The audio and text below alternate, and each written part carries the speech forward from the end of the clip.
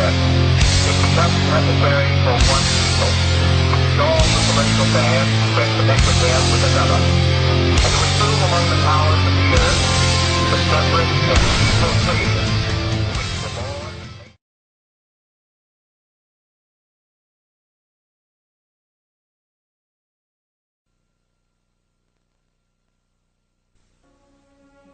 I was born a fighter, a scrappy little kid on a Brooklyn block.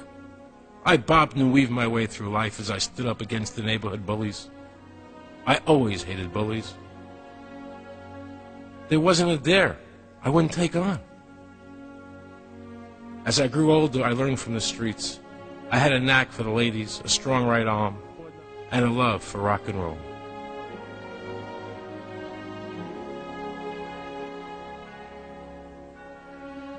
I opened the Chicago nightclub and booked big-name bands like the Grateful Dead, Led Zeppelin, and The Who. During the '68 convention in Chicago, I watched firsthand as the government raged out of control.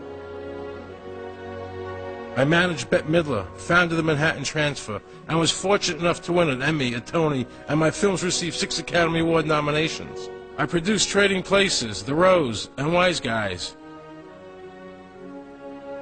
But today, I am standing in front of the camera to fight for the rights of all Americans.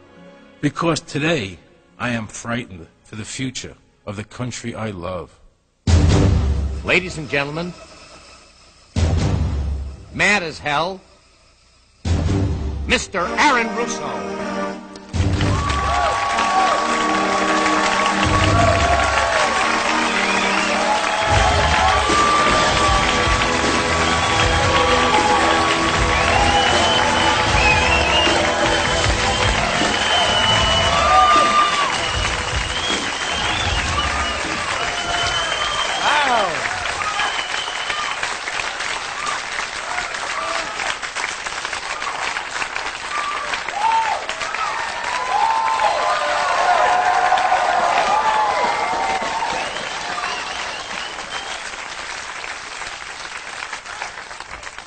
Hello, everybody. Welcome to Mad as Hell. I'm here tonight because I'm sick and tired of what's happening to my country. I'm fed up, and I feel an overwhelming need to shine a light on, to illuminate our country's problems. And the most fundamental problem we have in America is that it is no longer a free country. And it is fast becoming a totalitarian state. I know those are strong words, but they're true nonetheless. Let me illustrate. Imagine you're calmly driving along in your car, minding your own business, obeying all the traffic laws. And all of a sudden, in your rearview mirror, you see a police car coming up behind you. How does that make you feel? Safe and secure? Or uncomfortable? Let me see a show of hands for uncomfortable.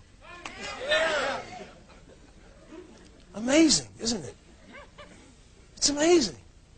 See, I remember being taught in high school that America was different because it was founded on the principle of liberty. That means nobody can make you do things against your will, including the government. And government's function was to protect that liberty. Everybody, stand up. Stand up. I want you all to recite the Pledge of Allegiance. Pledge allegiance to the flag of the United States of America and to the republic for which it stands. Stop. Sit down.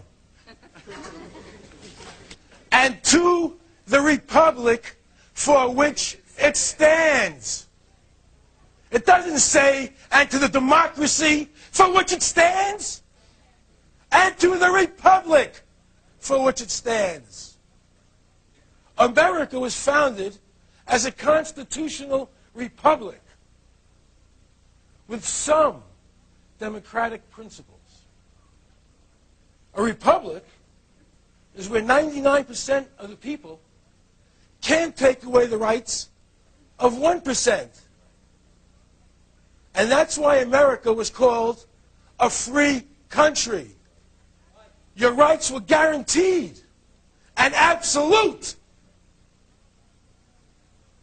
Do you hear our elected representatives telling you our country is a republic? No! No! In a democracy, 51%, the majority, can take away the rights of 49%, the minority.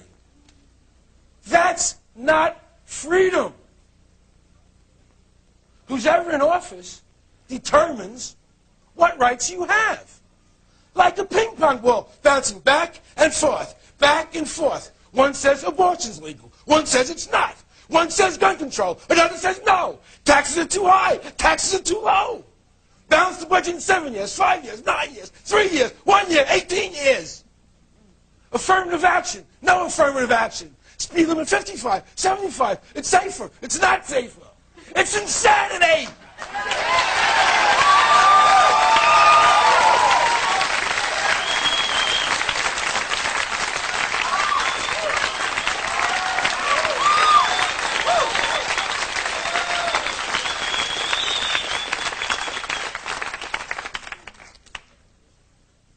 This creates a deep and dark division in America.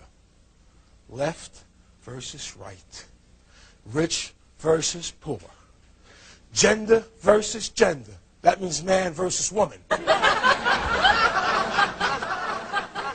What we need is a set of principles to live by, no matter who's in office.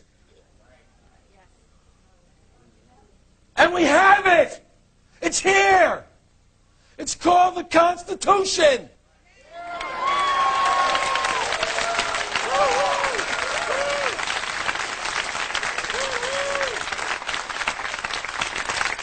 Restore it. Don't ignore it.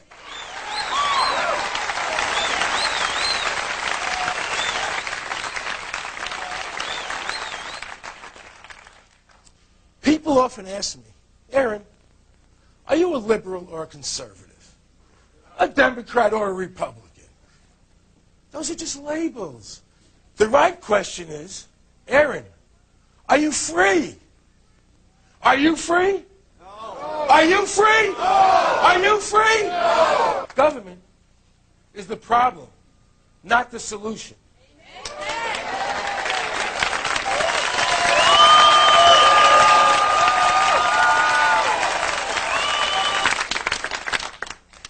A big centralized government, like ours has become, manipulates us into strict obedience in the name of some contrived greater good. Social engineering. That makes me want to puke. Because that's the big lie. That concept is the basis for the destruction of America. It is the antithesis of everything we stand for. There is no greater good than each of us being free. That is the ultimate good.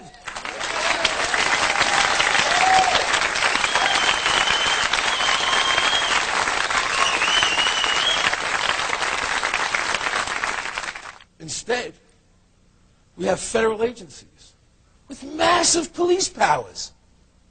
They just gave the Bureau of Alcohol, Tobacco, and Firearms 13 ground attack jets, armed with Sidewinder missiles.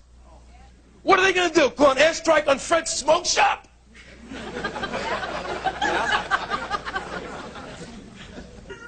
That's why my grandparents left Europe, to come here, to get away from governments who forced them into obedience. But now, here has become there. You have any music for me?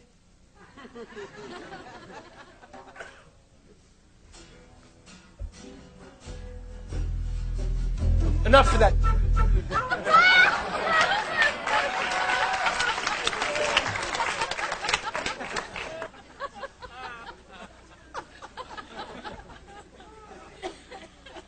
Every election, politicians are sworn into office. They take an oath. They take an oath to defend the Constitution. So help me God. So help me God. So help me God. But after they swear to God, they dismiss their oath and ignore it. And ignore the Constitution. Why? You know why? Because the Constitution limits their powers over us. They don't want us free. They want us controlled, like puppets. Little marionettes, they string along and do this, do this, do this, do this.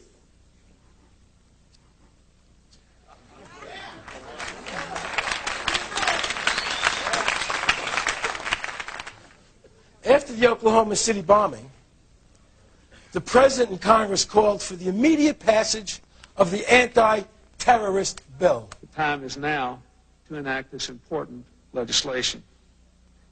You can be sure that terrorists around the world are not delaying their plans while we delay the passage of this bill.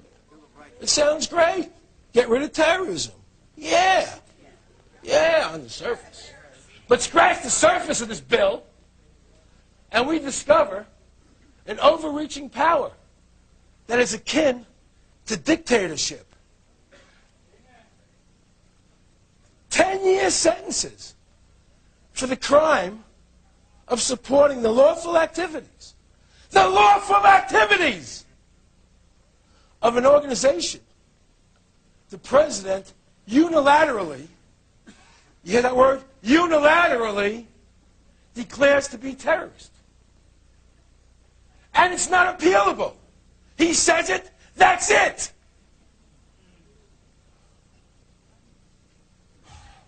Gets me so mad. In addition, this bill allows five hand-picked judges, hand-picked federal judges, to hold trials in secret. In secret! Behind closed doors.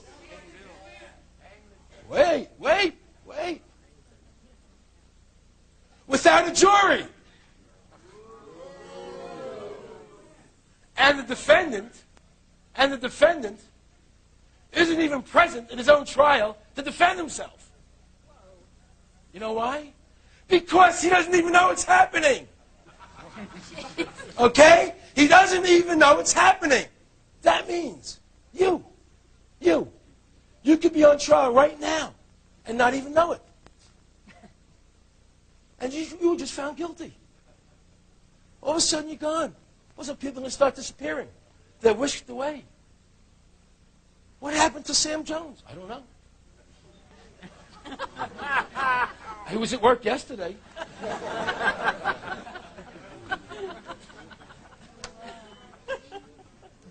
Does this sound like liberty to you? No! This bill is about furthering totalitarianism, not stopping terrorism.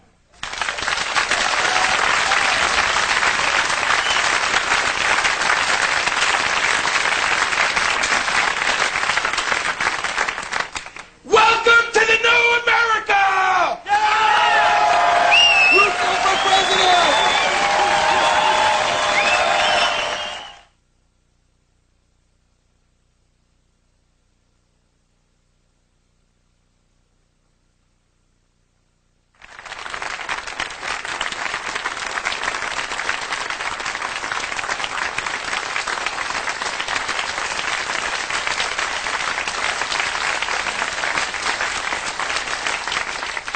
If you take a frog and drop him into a pot of boiling water, he'll jump right out. But if you take that same frog and put him in a pot of cold water and slowly turn the heat up, He'll sit in that pot of water, lulled into complacency, until he boils to death. Ladies and gentlemen, we are that frog. And the water's beginning to boil.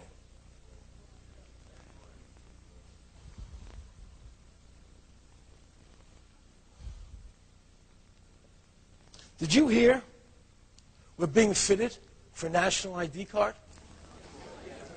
Good. And it will be digitally encoded with the retina pattern of your eye or with your fingerprint? And every American will be required to carry one. Required is another word for forced.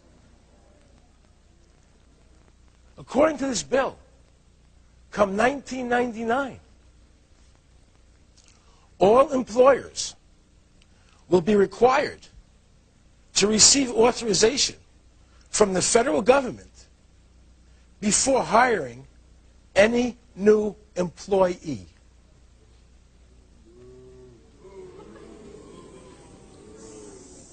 The social planners are forcing you to get their permission before you can hire anybody. And your name has to be on their database to even get a job. Do you want your name on their database? No. They'll tell you from here to doomsday. They're defending your liberties. They're lying!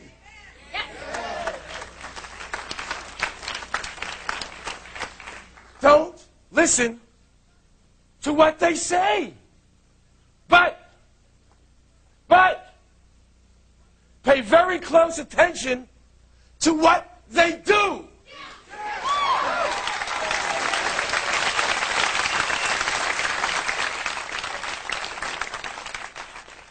Thomas Jefferson said, the price of freedom is eternal vigilance. Well, how many of you have been vigilant? Or do you do whatever the government dictates and just accept it? Freedom is something you have to fight for. It's not automatic. In the history of the world, America has come the closest to being a free country. Let's not blow it.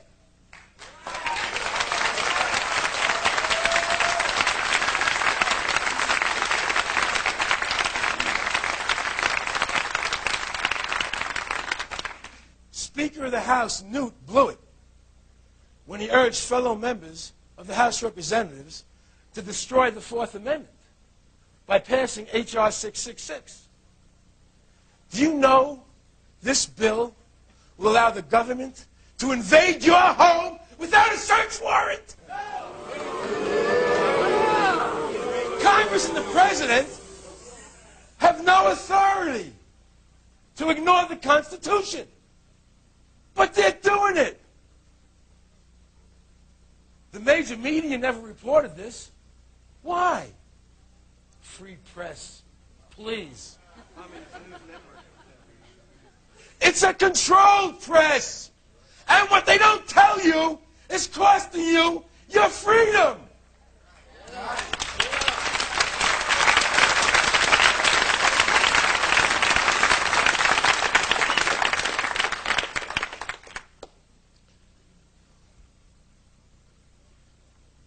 Music? Never mind.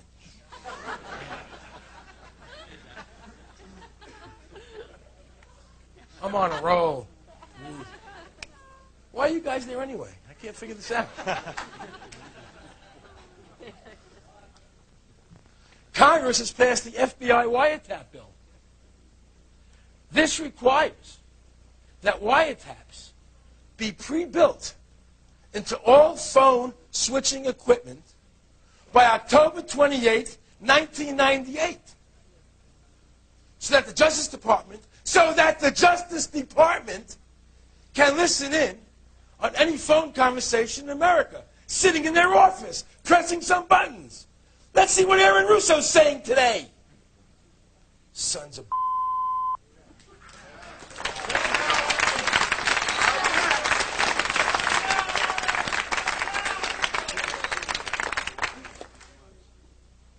Then, the FBI asked for additional funding from Congress so they can tap into 1.5 million phones simultaneously. And when you tie that into H.R. 666, little nasty number there, they won't even need a court order. I think each of those freedom-loving members of Congress deserves a rectal adjustment.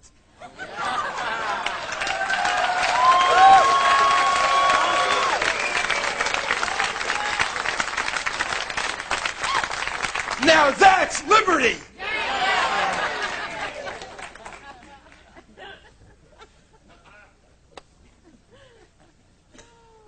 Almost everybody today is a criminal, according to the law. Let me explain. The federal code is over 1 million pages of fine print. It's been estimated that it would take 23,000 years to read. Okay?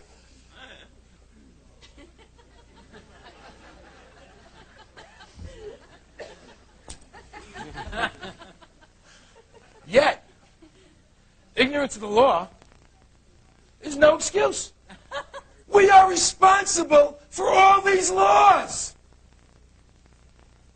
It's just a question of who and what law enforcement decides to focus on as to whether you go to jail, or you go to jail, or you go to jail. How does that make you feel?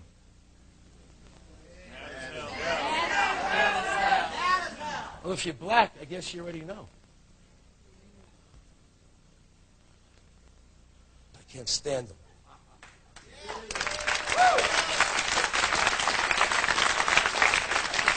I mean, I can't stand them.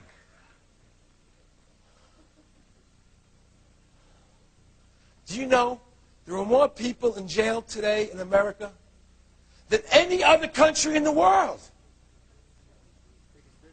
And 70% of them are there for victimless crimes.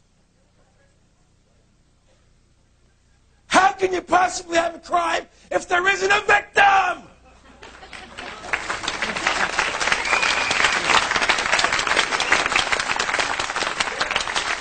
Idiots.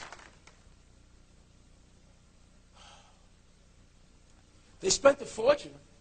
They spent a fortune trying to put Heidi Fleiss in jail.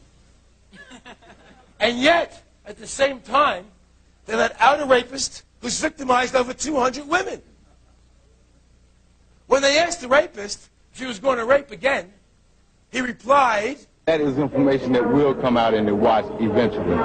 So right now the cards are still in the air. well, thank God they got Heidi Fleiss off the streets. I feel so much safer.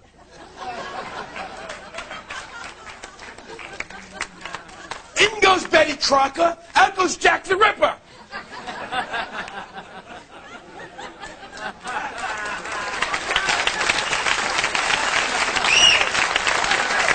It's insanity! It's insanity!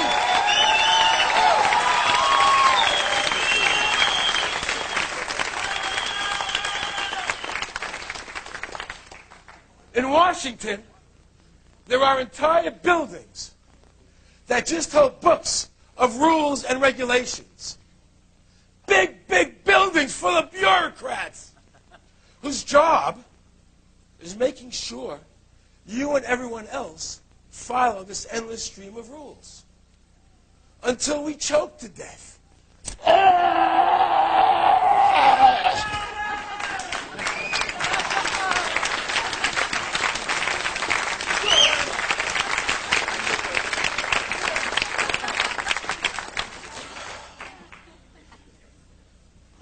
so much pressure on us that we have heart attacks and die. Wait, do you think this is the government's way of subsidizing the medical profession?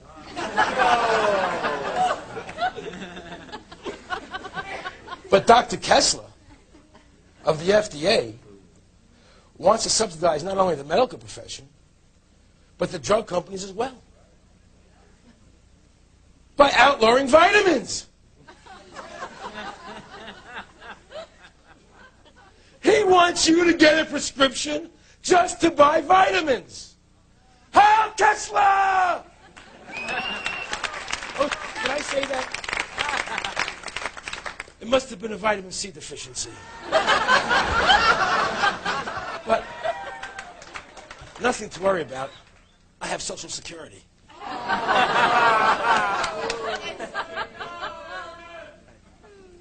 Can you believe what they've done to Social Security? I mean, can you believe it? From a voluntary retirement plan, it's evolved into another mandatory tax. Have you ever heard of a retirement plan where the money is not in your name?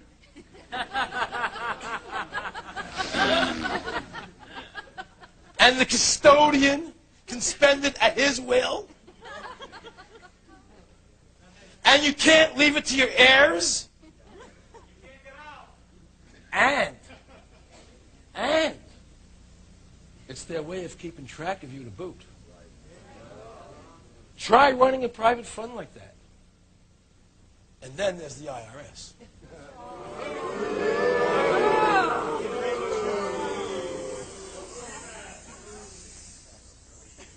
It really sucks.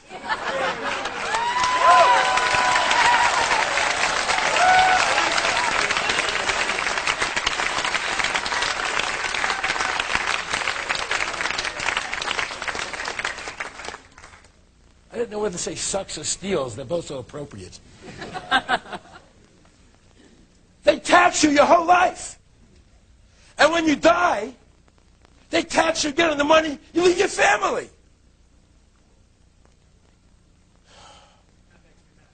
These people make pigs look anorexic.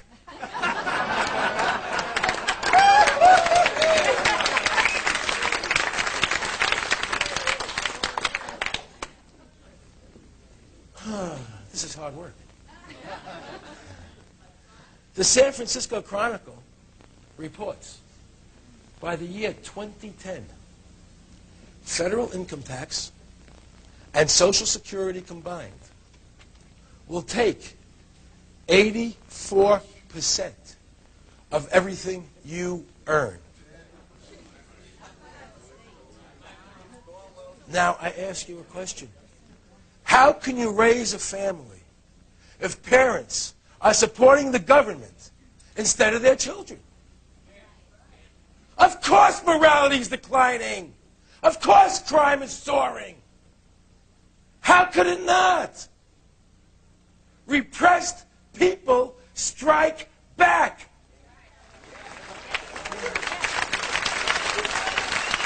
And there are a whole lot of repressed people in America today.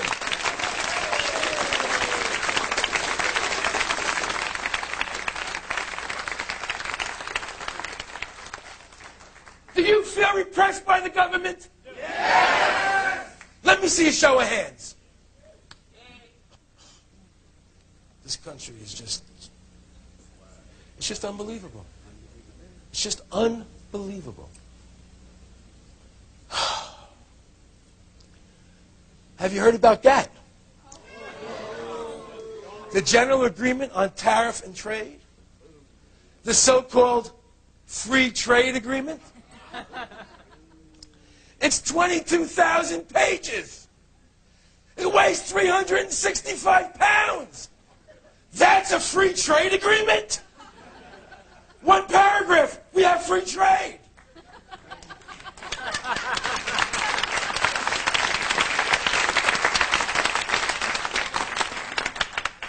No one, not even your congressman or your senators, read it.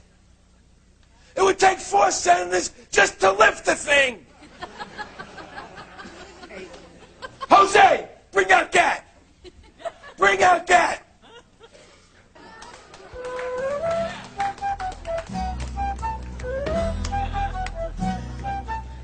Dump it.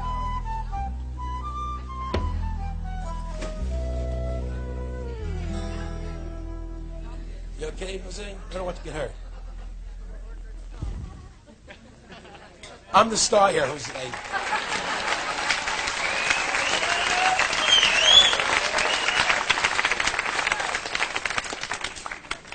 And 2 arch rivals running for president, Dole and Clinton, pushed everybody to sign it. I'm pleased to announce that an understanding has been reached with Senator Dole. For the past 50 years, our country has led the world to create a more open and a more prosperous trading economy.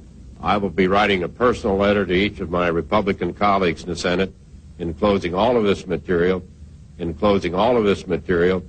asking them to read it very carefully and suggesting that, in my view, we ought to be all in support of GATT when it comes up next week. They don't know what it says. Do you understand the implications of that?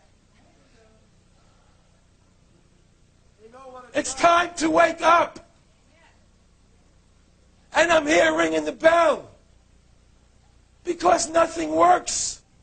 Healthcare, welfare, taxation, education, inflation, deflation, politicians lying, people dying, police state, subjugate, corruption, corruption, corruption, corruption!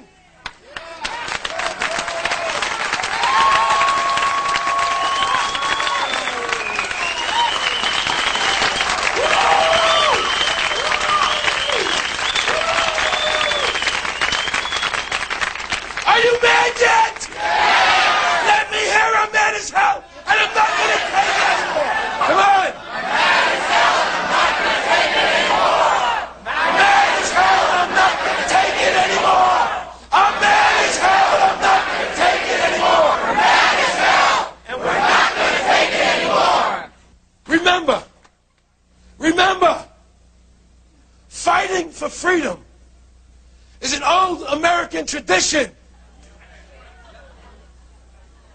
We will not be denied.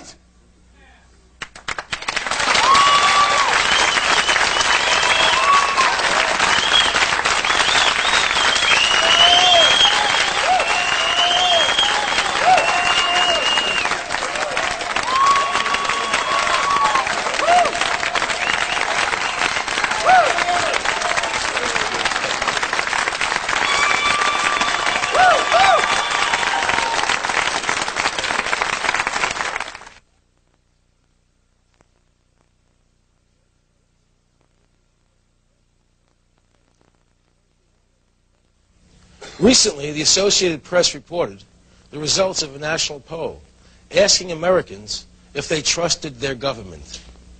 70% did not.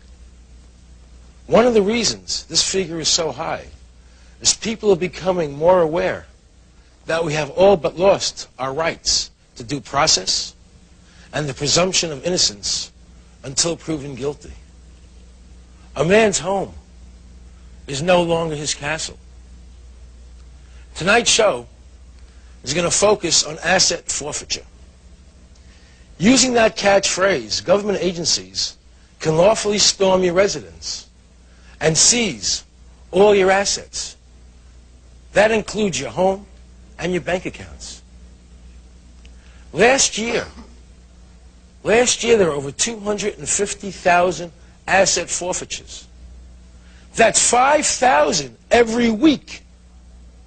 And 80% of those victims were never charged with a crime, much less proven guilty of anything.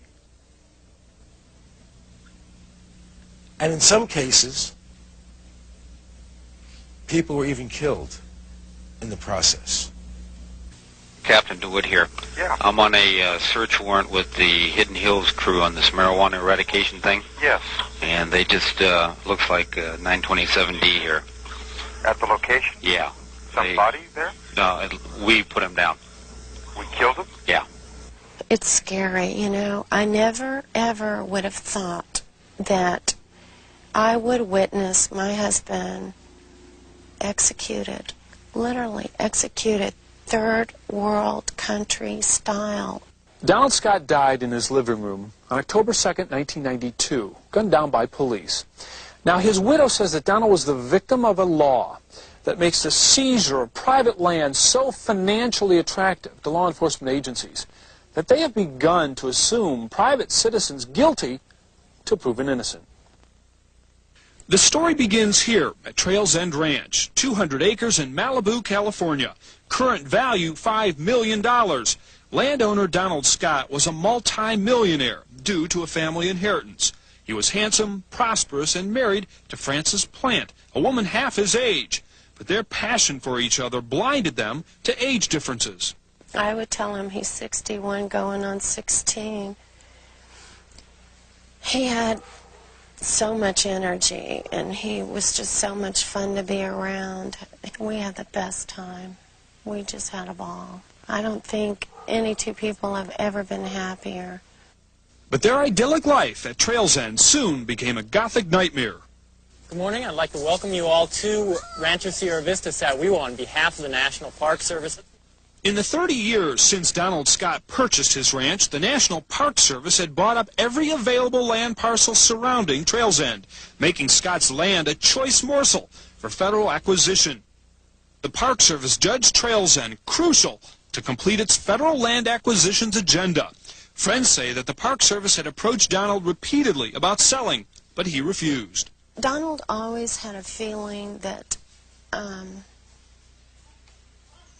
the government would do something, or the national park wanted this land to the point of where they would do anything to get this land, even kill him. Ironically, Scott predicted his own death, but it was not by the Park Service. 2 years ago, the L.A. County Sheriff's Department claimed they had received an anonymous tip about Trails End Ranch. Captain Larry Waldy ran the narcotics unit at the time. We then got a tip from a reliable informant that, in fact, that marijuana, large amounts of marijuana were growing there. It was 1993. L.A. County was in fiscal crisis. Law enforcement budgets were scant, and like other agencies, the Sheriff's Department was scrambling for extra funds. More and more, they were forced to rely on the proceeds of drug busts to supplement crippled budgets. In effect, our civil servants became revenue producers. Discovering drugs on private land allows a law enforcement agency to seize the property, sell it, and take the profits. That is called asset forfeiture. It is highly controversial in that it gives an incentive to law enforcement agencies to say that drugs exist, to pretend that drugs exist, even when there aren't any. Financially motivated to confirm the anonymous tip, Deputy Sheriff Gary Spencer ordered aerial reconnaissance, and DEA agent Charles Stowell complied. In a fly over the ranch, he claimed he saw 50 marijuana plants attached to lines suspended from tree branches. There is virtually no way that Stowell could have seen through that canopy of trees. It's like a rainforest. It's impenetrable. Michael Bradbury is district attorney for Ventura County. His investigators studied the Scott case for months. Their findings were explosive, concluding the L.A. Sheriff's Department was motivated in part to seize the ranch for the government. I think Agent Stowell was under tremendous pressure from the Los Angeles Sheriff's Office in the person of Deputy Spencer to come up with the opinion that marijuana was being cultivated on the ranch.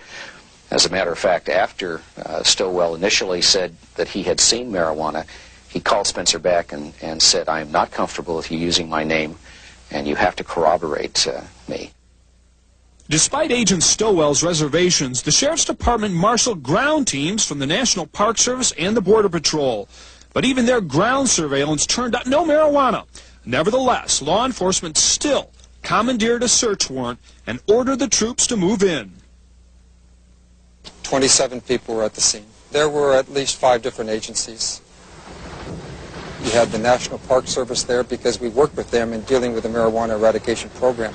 LAPD was there and DEA was there. Coupled with that is the National Guard that we work with. There was a crash and the house started shaking. And when I first realized it wasn't an earthquake, and I saw a man's face looking at me through the window. Here these men come running towards me, and I'm backing into my living room, screaming, "Don't shoot me, don't kill me." My husband heard me, and he came out into the living room screaming, "Francis, are you all right?" And he had his gun pointed up in the air, and he looked at me, and they yelled, "Put your gun down, put your gun down, put your gun down." And that was the last thing he said, and they just murdered him. This picture of these men was taken moments after they killed him by their own sheriff's department, and they're smiling like, I don't know what. The troops searched the entire property, including a grove of trees where the 50 marijuana plants were allegedly spotted by aerial reconnaissance. And there was no marijuana. But we found some lines suggesting the block and tackle method on some of the trees in that general vicinity. There's no evidence that there were ropes and lines there. I will never be able to be convinced they came here to serve a search warrant. So why did 5 government agencies storm the house that morning? Was the raid on Donald Scott's property part of a government conspiracy to obtain his land for the Park Service under asset forfeiture laws? Does that sound too far-fetched to you? Not if you consider the findings of the DA's office. Curiously, the district attorney's investigation yielded these documents. They were passed out during a briefing before the raid. A property appraisal of the 200-acre ranch and a map, including a notation by Agent Stowell that a neighboring 80-acre parcel had recently sold for $800,000. The district attorney doesn't understand why a search for drugs would include such information unless seizing Scott's land was law enforcement's motive. I think this is simply a case of a good officer, very aggressive, who lost his moral compass, saw an opportunity to have his star rise rapidly in the department by seizing a significant asset. In fact, current Park Service land acquisition policies across the United States are under scrutiny, considered heavy-handed, and in some cases illegal. As for Donald's murder, Frances insists that her husband was in the process of lowering his gun when he was shot. It was just pointed up in the air. He didn't have a chance to obey their deadly command of put your gun down anyway.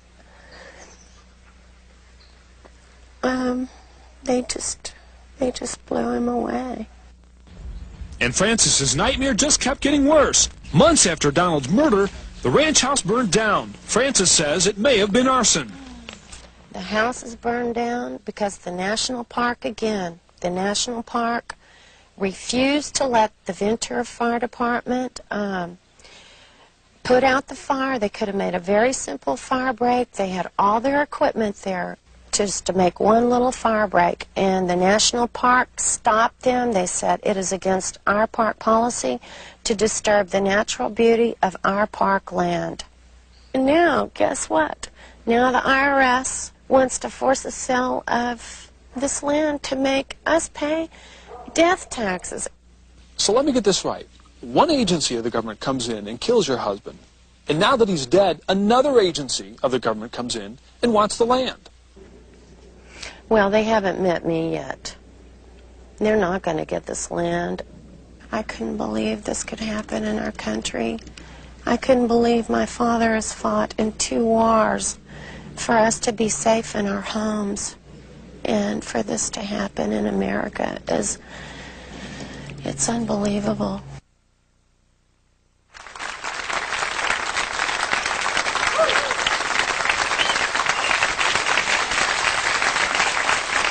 That piece was absolutely frightening.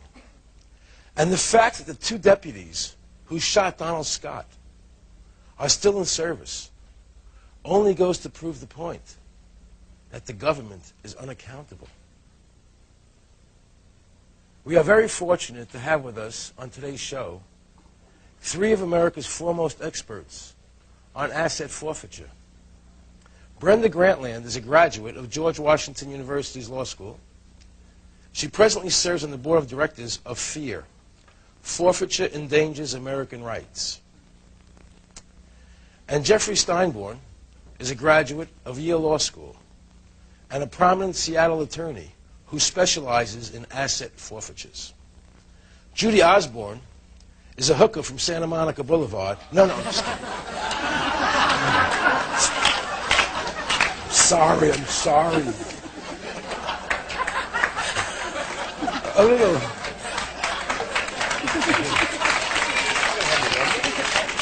Have your assets seized for that. Have your assets seized for that, too. There you go. Judy Osborne is the author of Spectre of Forfeiture. She defeated the government's attempted forfeiture of her home and now edits the FEAR Chronicles.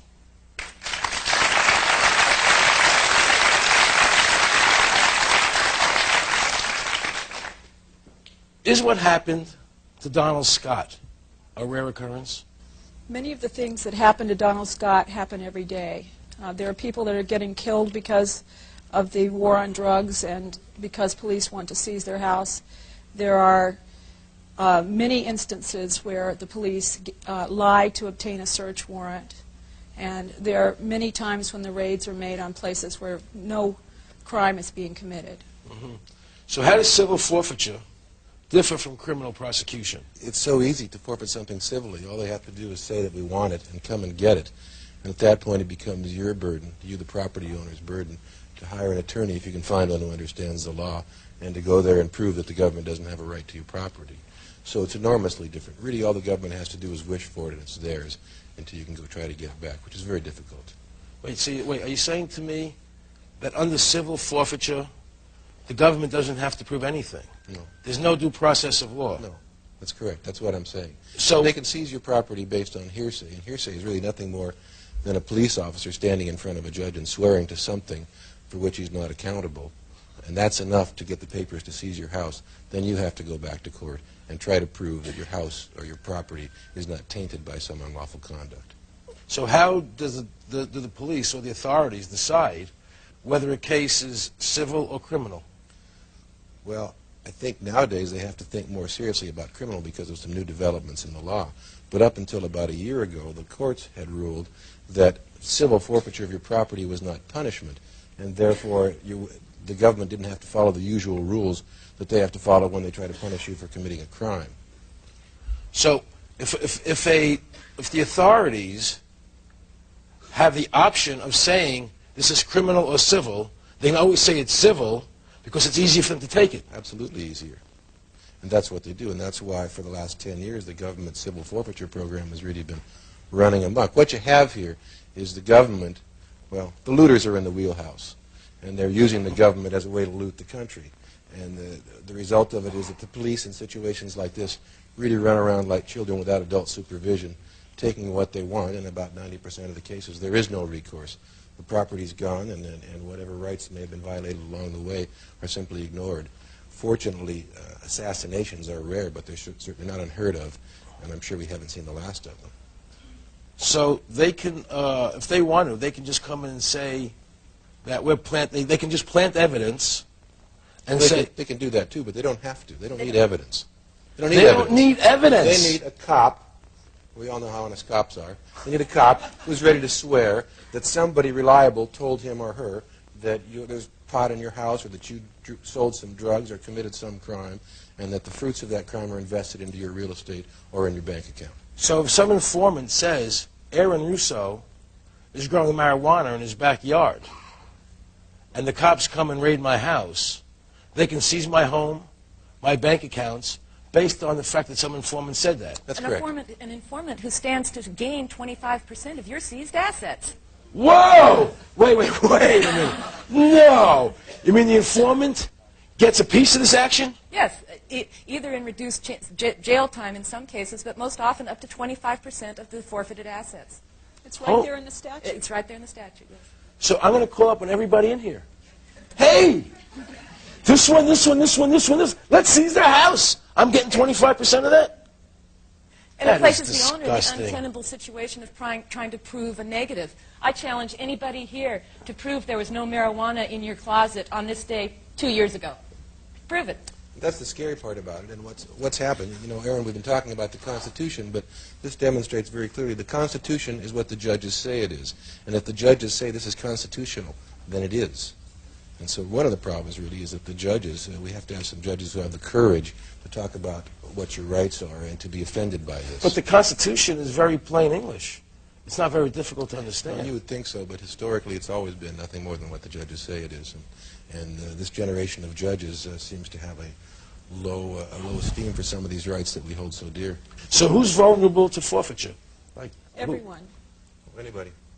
You know, there are lots of cases now where third parties are having their assets seized because of something someone else did.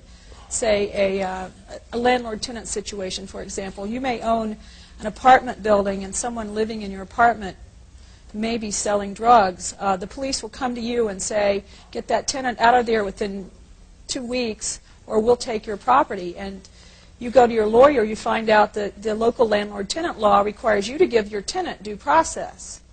So you start going through the due process that you're required to give under the local landlord-tenant law, and that's not fast enough. They come in and seize your property. There's a couple in Southern California, retired Army, I forget his office.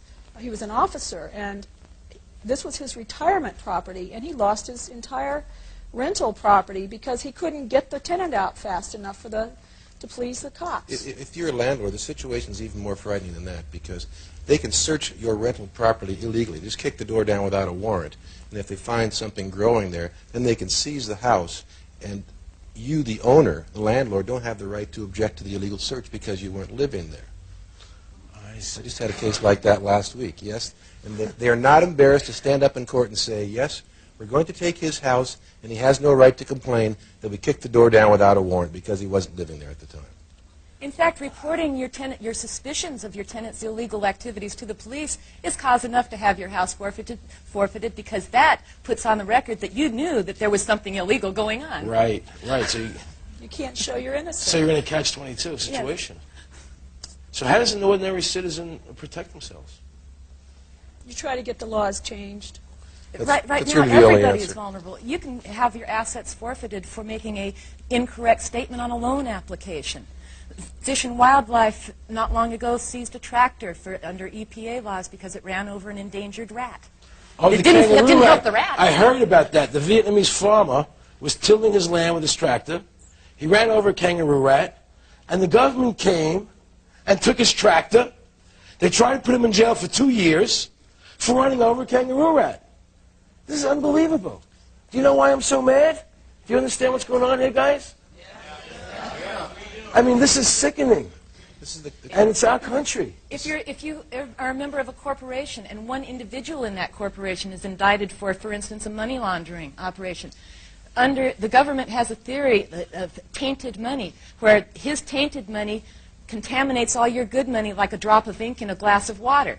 And so, therefore, the whole corporation's assets can be forfeited based upon the alleged illegal activity of one member.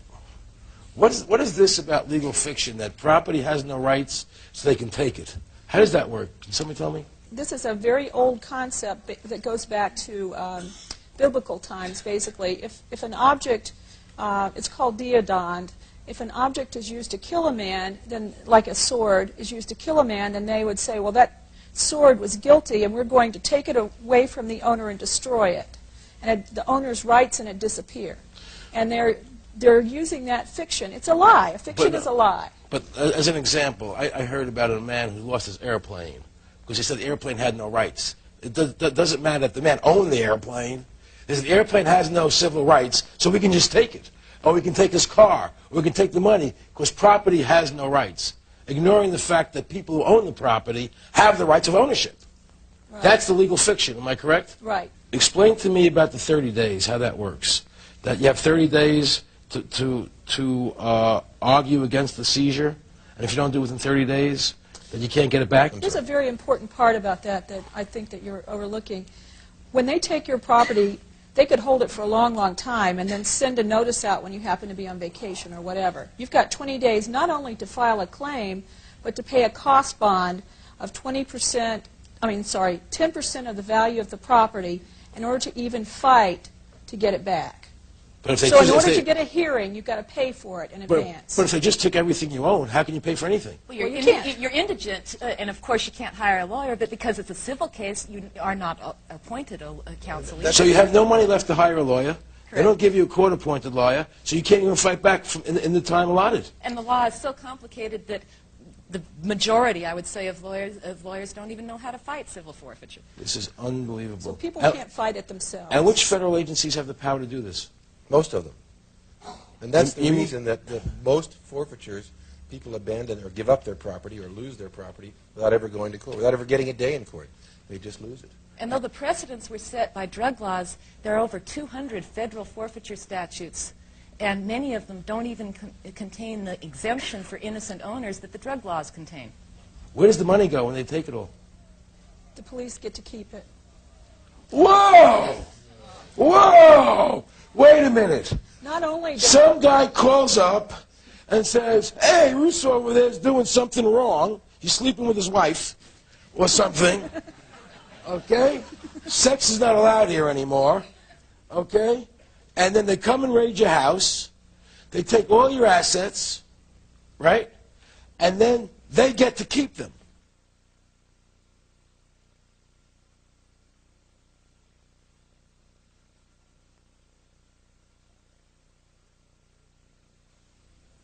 Now, a few days ago, something shocking came across my desk.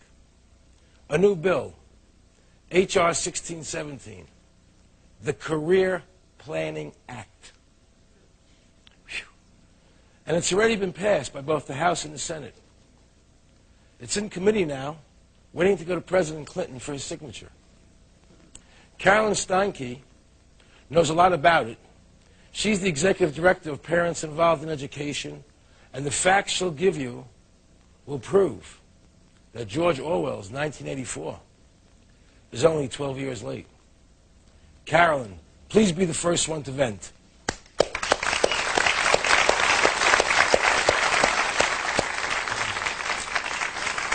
Children in this nation, as a matter of fact, in our wonderful United States, are scoring lower than third world nations when it comes to getting an academic education. But we know that problem. Tell us about H.R. 1617. H.R. 1617 came to light when we realized that there was a plan. The reason why they are dumbing down our children is the Clintons' plan for human resource development. It is a plan in which the government has decided to join in a partnership with parents in the raising of their children. Parents and the government are going to be a partnership? Yes, 50% arrangement until a child, of course, has been designated at risk. Now, they call the plan cradle to grave. Cradle to grave, meaning that from the I call it sperm to worm.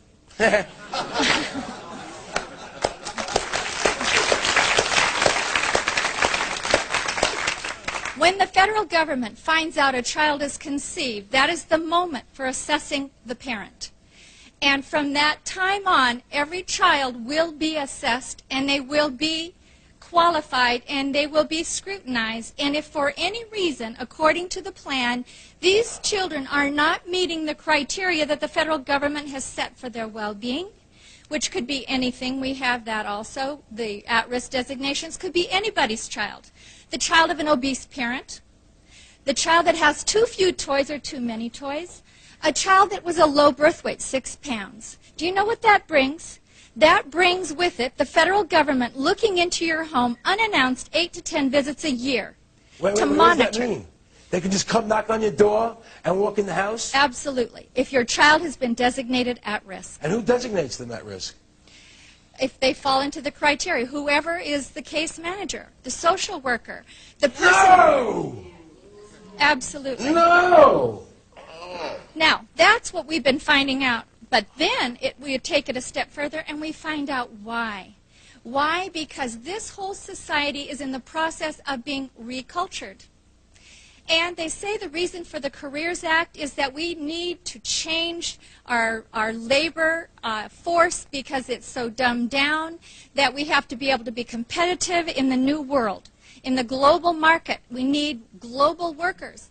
Well, I'm telling you right now, Aaron, with the way this country is hemorrhaging and our manufacturing is going to other countries, the only way this human resource development, human beings who go to get a job are going to be competitive in a third world market is if they're going to work for 1/42nd of the normal wage. Now, the governing board at the federal level sets up a national plan for workforce development, a national employment agency, where all frontline jobs, public and private, must be reported. And all vacancies and anyone looking for work must report to the National Employment Agency. So does that tie into the Feinstein bill with the Immigration Act that we have to go? That's it in a nutshell. That's it. Now, they're totally radically restructuring education. And the plan, the legislation calls for integrating career-based curriculum at the earliest grades possible. Little kindergartners are now going to start talking about careers, and now they're going to start being investigated, analyzed, and surveyed as to what is their best potential for their future. And Aaron, guess what? Your children and my children and the children in this audience are going to now be picking their career for life and being trained specifically for that career by the 9th grade. Not my children. Not my children. Does this sound a little bit like the hammer and the sickle? Well, I think, Carolyn, I thank you for coming here and telling us all this. I think Carolyn deserves a big round of applause.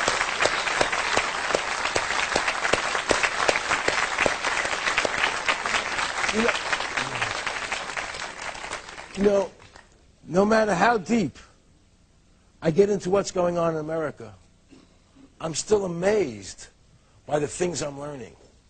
And that's why I decided to do this show, so that we can all learn something together to stop this vulgarity and this deceit by our government. You know, this podium is your platform. So anybody else who wants to vent, please raise your hand. Please. Introduce yourself, please. Hi, Aaron. I'm Julian Whitaker, and I'm a medical doctor. I've been practicing in the state of California for about 20 years. Been very active in medical freedom. I practice what you call alternative medicine, which I don't call alternative medicine. I just call good medicine, because we use vitamins and minerals and things of this nature. I've been following the FDA. I've been involved in several lawsuits against the FDA with vitamins and minerals. However, there's something going on in Houston, Texas right now, which amounts to a cultural rape. There's a physician there by the name of Stanislaus Brzezinski. And I've been hearing about Stanislaus Brzezinski treating cancer. Basically, he has found a definite method and cure for cancer by isolating naturally occurring particles from the blood that get into the cell and turn off the genetic activity that causes cancer to progress. I have visited his clinic on 2 occasions. I've gone over terminal brain cancer patients that never, ever regress or never go into remission. They go into complete remission. There's a case in San Francisco of a 4-year-old girl who had a rhabdoid tumor of the brain, the most deadly tumor in childhood, 52 cases reported, average lifespan is 8 months. She lived 2.5 years, and she died not from cancer, but from the radiation and chemotherapy she had before she had this therapy. Now, I've talked to leukemia patients and lymphoma patients, complete remission.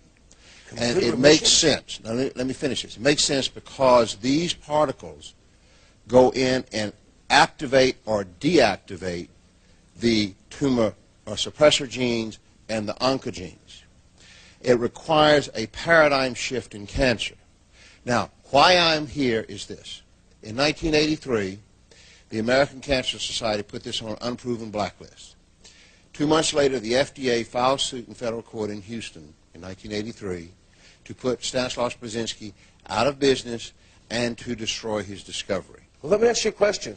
Why is it in their interest to stop a cancer cure? Why is this happening in your mind? Whenever there is a true discovery in any culture that requires a shift of paradigms, the paradigm we have in cancer now is you cut, burn out. This paradigm is you stop it at the genetic level. You don't have to cut. You don't have to burn. All of that, the billions of dollars of industry, goes down the drain. So there's three areas of resistance to this. There's the government, which is illegalizing it. There is the oncologists, which are hot and bothered because he represents a challenge to their belief system. And then there's the insurance company, which basically is governed by the physicians. Would it be possible to bring Doctor to the show here one day? Yeah, absolutely. Absolutely. Thank you.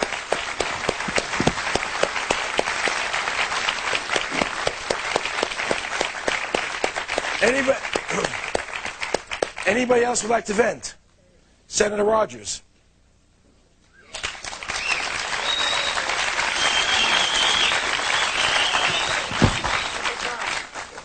Thank you, Aaron. And I'm mad, and let me tell you why.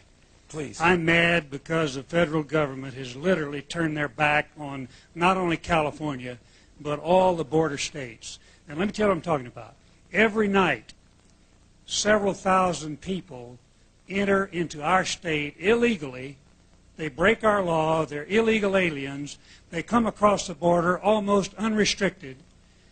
80% of every newborn child in Los Angeles County is born of an illegal alien parent.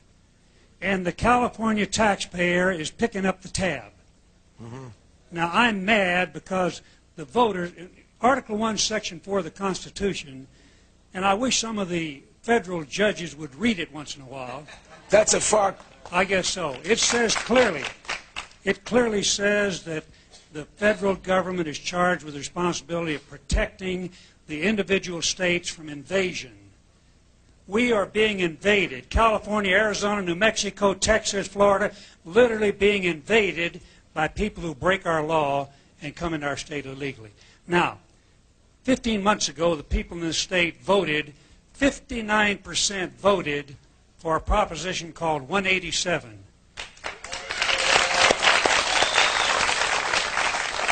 A federal judge, one judge appointed by Jimmy Carter, has put a stop to what the people in California clearly support. Absolutely.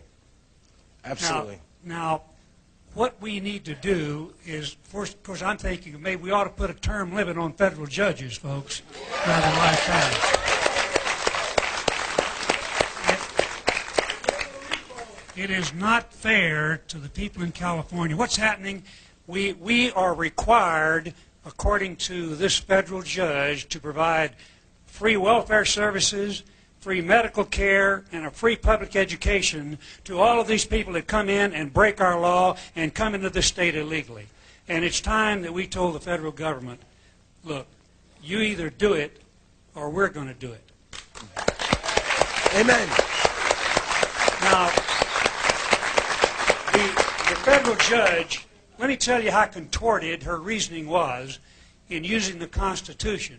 She said, well, Prop 187, you are making immigration law, and that is the area for the federal government. That's not what 187 was about. 187 was merely saying the state of California has the right to remove the incentives that are acting like a magnet that are drawing these people into our state. That's all 187 does. Right. It doesn't monkey with immigration law. So it's time that we put a stop to it, that we reaffirm the sovereignty of the state of California, and we do what we know we have to do to spare and preserve and rescue the taxpayers in this state. I'm mad.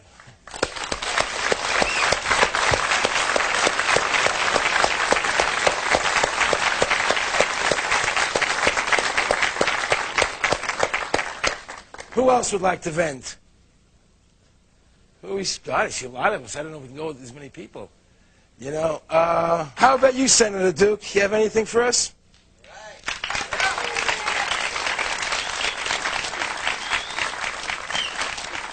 Please introduce yourself. Okay, well, I'm Charles Duke, state senator from the state of Colorado. And I'm very happy to be here today, Aaron, and I'm mad as well, like many of the people here. Are you mad as well or mad as hell? Mad as well. I'm mad about the loss of our Constitution, as you well know, and I'm mad about a $5 trillion debt, and Just a number of things, not to mention the property seizure law that you've talked about tonight. That's really one of the many reasons that I carried the nation's first 10th Amendment resolution. And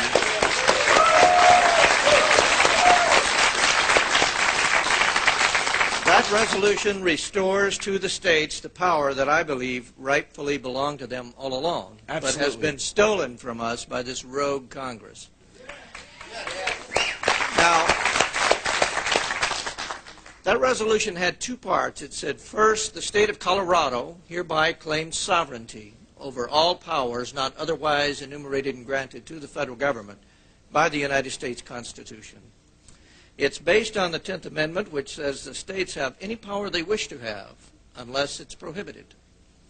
The second part reminded the federal government that they're our agent, and it says that the federal government as our agent is hereby given notice and demand to cease and desist, effective immediately, mandates that are beyond the scope of the constitutionally delegated powers.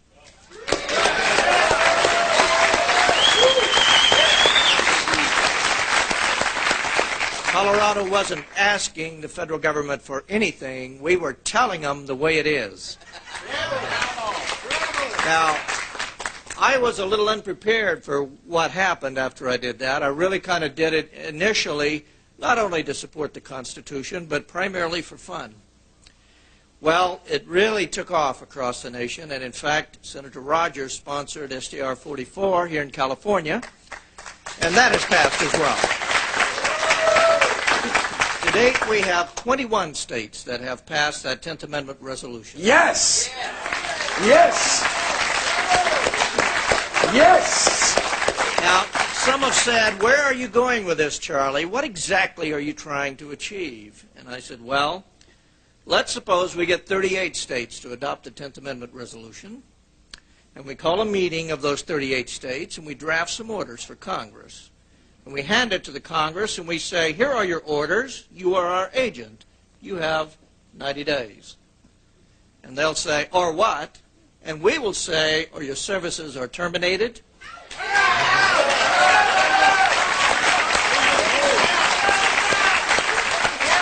And there will be new elections to replace you. Now, there are good things happening in our government, some of them at the state legislative level, even one at the national federal level. Because in Montana there was a bill, didn't pass, but I'm sure it'll be introduced again, to require any federal agent to register with the local sheriff.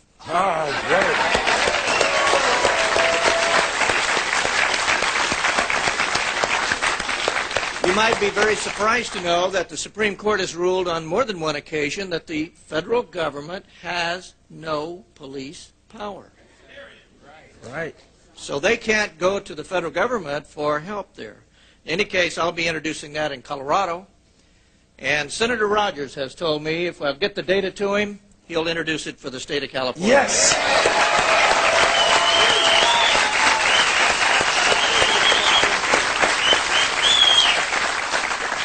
There really is a revolution underway in this country. It's not the one Newt Gingrich thinks it is. It's in the minds of the people, and we are going to reclaim this government.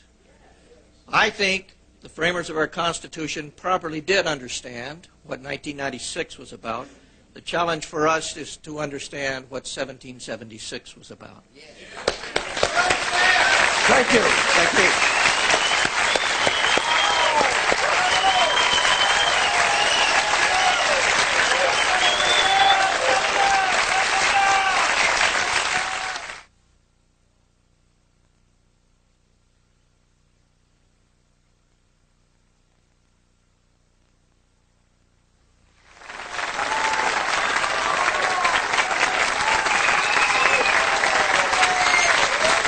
Here's a remarkable friend of mine who I love dearly and who's given a lot of thought to the subjects we've been speaking about tonight. Ladies and gentlemen, please, Rod Taylor.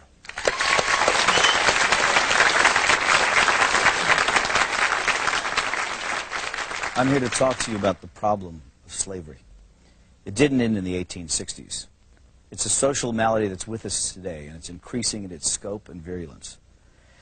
The desire to enslave our fellow man is unfortunately intrinsic to the human character. It has been with us since the beginning of time, on every continent and in virtually every culture, from ancient Egypt to Babylon to Greece and Rome, Africa, Asia, Europe, and the United States. Germany and Japan openly practiced widespread slavery only 50 years ago, and the Soviet Union until less than a decade ago. China even today. It's a disease of our human nature, and yet people are under the impression that it no longer exists. I say to you that in a subtle form it exists in America today, and it's becoming less subtle and more manifest. Madison Avenue has just cleaned it up a little bit, dressed it up in new words. The slave master is now Big Brother, someone to protect you, someone to confide in. But it's all the same. He owns your life. This may sound far-fetched, but I think I can prove it. When the IRS allows you a tax deduction, they and their congressional collaborators and the media call it a tax subsidy. In other words, they designate it as a gift to you, a subsidy. The only way they could conceive this terminology is by presupposing that they, i.e. the government, own all the money. Their view is that they're entitled to it all. That which they allow you to keep is their compassionate and generous gift to you. How can this be? You create the money by your efforts, your sacrifice, your creativity, your risk-taking. So how can it belong to them? It's very simple. They own you. They own everything you produce, your money, your house, your thoughts and ideas, your children. If you go to a foreign country to work, you still have to pay the U.S. income tax. You could dig a hole in the middle of Siberia and they'd be entitled to a cut of your wages because in their minds, under their law, they own you. They create arcane and esoteric laws to criminalize you. You may try, but you can't obey them. You can't even understand them without a lot of professional help. You have to run around slavishly collecting little pieces of paper, receipts, 7 years of detailed financial records because you might be called on to give an account of yourself to the big boss man. And if you've made a mistake, he can take everything you have. He loves it that way. That's total power over you, slavery. I don't remember when we, the people, signed over ownership of ourselves. It just gradually happened by them taking more and more of our freedom. But here's the worst part. It's really only just begun. In this modern age, the information age, getting your money is not enough, even though money, don't let anyone deceive you, is the material source of your freedom. Now, however, they want your mind. If you deviate in your thinking, if you commit one of the 10,000 taboos, and they perceive your actions as a threat, they'll come out and kill you. It was the thought police who killed the children at Waco and Ruby Ridge. Neither David Koresh nor Randy Weaver, whatever things might be said about them, had ever mugged anyone, robbed a 7-Eleven, or committed forcible rape or murder. But they did have unorthodox views, and therefore it was necessary to round them up and deal with them. Whatever their crimes were, they could have been arrested and tried openly in a court of law. But that was not the aim of certain factions in the government. These statists wanted a massive demonstration of force to show who was boss. The penalty for resisting is death. After all, we're not free. We belong to the government, and deviant thoughts will not be tolerated. In the aftermath of the horrible Oklahoma City bombing, government propagandists tried to intimidate the people into silence by recklessly linking criticism of the government to acts of murder. Some people ask, how can you fear your government and claim to love your country? Our response is, how can you love your country without fearing your government? Who else holds a counterfeit license to kill, incarcerate, and confiscate for non-crimes? Remember, America is about liberty first and last, not obedience to bureaucrats. The Washington power clique wants you to shut up, get in line, do what you're told to do, and most outrageously, think what you've been told to think. We have hundreds of politicians and thousands of lobbyists crawling all over Washington, thinking of ways to control you, to extend their will over you, to subvert your freedom and replace it with their will, to capture, that is, to steal your life force.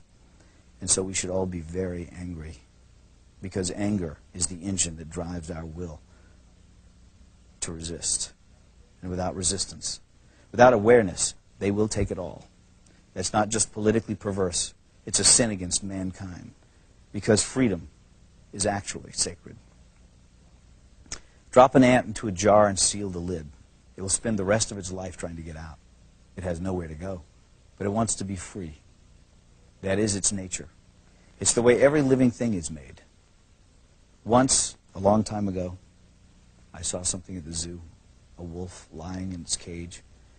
I thought about how this magnificent animal is the end product of millions of years of evolutionary design.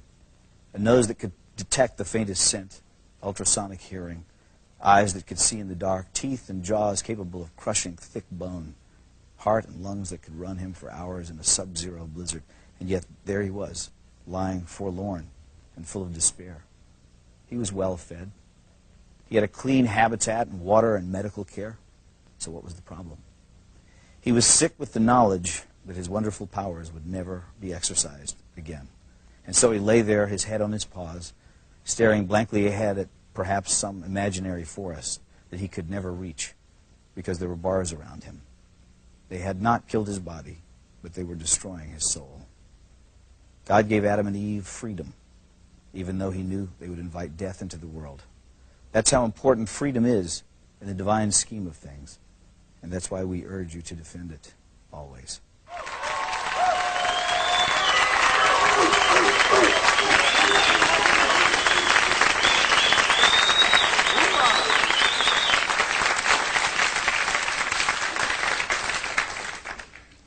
I've often wondered what George Washington, Sam Adams, and Thomas Jefferson would do if they were alive today. Not much. They would have been in jail. You know, a lot of intelligent people warned me not to do this show. Said I was putting myself in danger. But that's precisely why I'm here today. I refuse to live in fear of my government. We have to take personal responsibility for our lives. They think of us as statistics. They lump us together in groups. 65% of the blacks think like this. 75% of the women think like that. 27% of the Jews think this way. And 61% of the Christians think that way. 50% of the men think this way.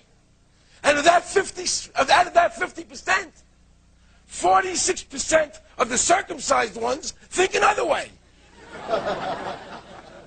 It's all bull.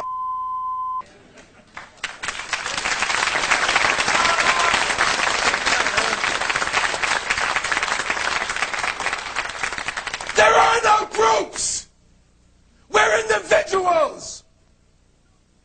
Group thinking is no thinking. It's black against white, rich over poor, straight opposing gay, men versus women, rancher against rapper.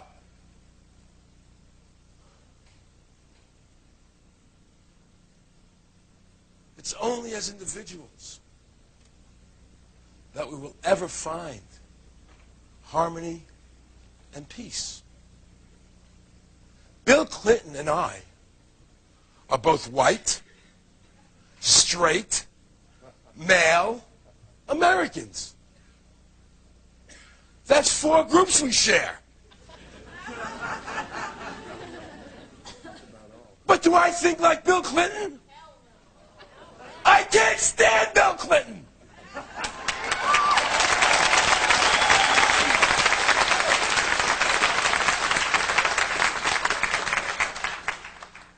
I am Aaron Russo before I'm white, before I'm Jewish, before I'm an American. I can't think like all Jews, or all white people, or all Americans. It's not possible. Divide and conquer. It's an old formula. Folks, we've been splintered. My hope is, God, I pray, my hope is that this show, this series, can bring all these splinters together into a strong oak tree that can withstand the assaults that we're under. So we can once again make our common thread freedom of the individual. So we can all be different and still defend each other's rights and appreciate our differences. That's what it's all about. And if you don't allow freedom, if any of you don't allow freedom for somebody else, then you can't have freedom. Do you understand that?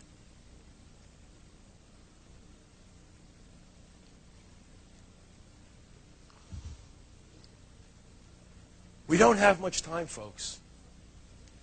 The free America that we all knew and loved may be gone forever. That's frightening. That's damn frightening. It's time for all of us to stand up and say, no matter what my gender, my race, my age, my education, or economic level, rich or poor,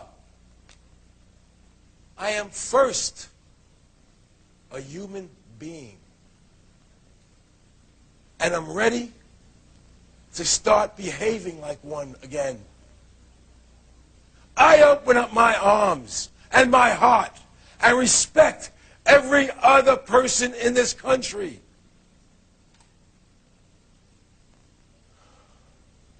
No more labels to separate us. No more judging each other. Live and let live. We are going to reclaim America's ideals of brotherhood and liberty for everyone. That's our greatest legacy. I want all of you who feel as I do to send me letters and faxes. Email me. Tell your friends to join us in this crusade for freedom. This will be the largest crusade in the history of America, and a direct challenge to the status quo. And Washington damn well knows it.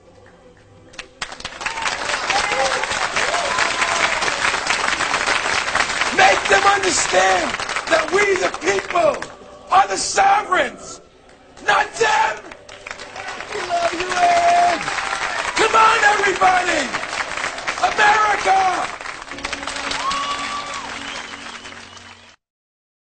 Remember the 5th of November.